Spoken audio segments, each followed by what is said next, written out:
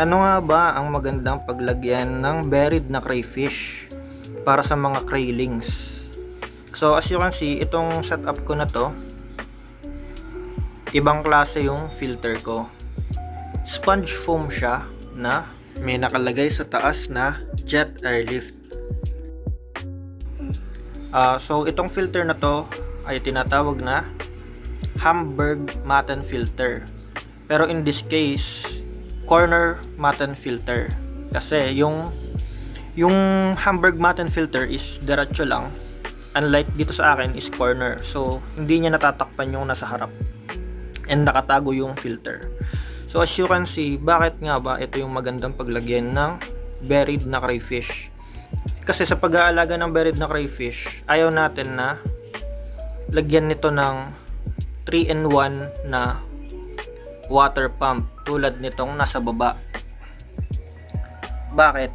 Dahil kapag napisa na yung mga craylings and naglalakad-lakad na sila dyan, posible silang mahigop nung pump unless meron kang foam doon sa intake ng water pump.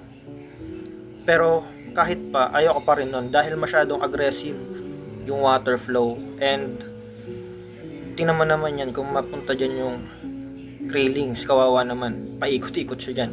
So nakaka-stress pa yon and baka ikapantay pa nila yon.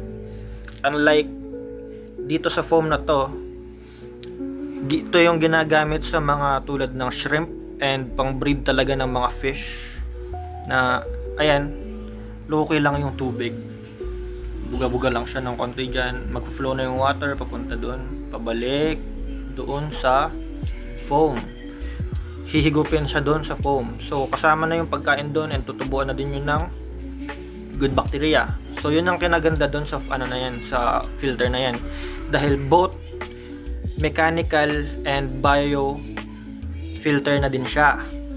So hindi ka na kailangan magpapalit-palit ng pads, ano na lang, every 9 months or 1 year or more, depende sa paggamit nyo yan. So as you can see, medyo madumi siya kasi hindi siya ganun ka-aggressive na filter. Though tingnan mo naman yung tubig, sir, sobrang linaw niyan, crystal clear, dahil at the same time sump na din siya kasi it is also a biofilter. Bali doon sa mga pores tumutubo yung good bacteria na kumakain sa ammonia and sa kung ano pang mga ano, like yung mga poops nila, kinakain din yun ng good bacteria, kaya malinaw siya. Though matagal tong i-set up, kailangan mo munang i-cycle like sponge filter na normal. Though mas maganda to kasi mas madami siyang, ang katumbas nito is like dalawang malaking sponge foam filter. So ito na rin yun, same concept, though may water pump na rin siya at the same time. Aqua speed lang to na air pump, so kinonvert ko lang siya as water pump. As you can see, malakas ang tubig niyan, so and aeration na din siya at the same time. So ayun lang, meron lang din akong dalawang ano dyan, hides and then activated charcoal. So ayan ang setup para hindi nahihigop yung mga craylings, chill lang siya dyan.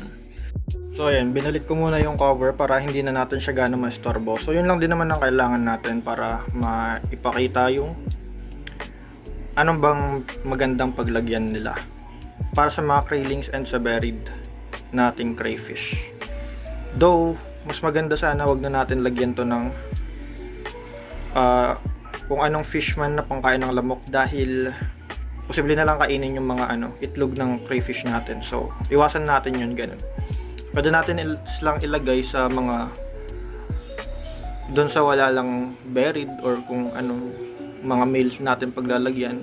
Pero kung sa breeding, X yun, kasi baka kainin na lang yung itlog ng ating crayfish. So ayun lang muna sa ngayon.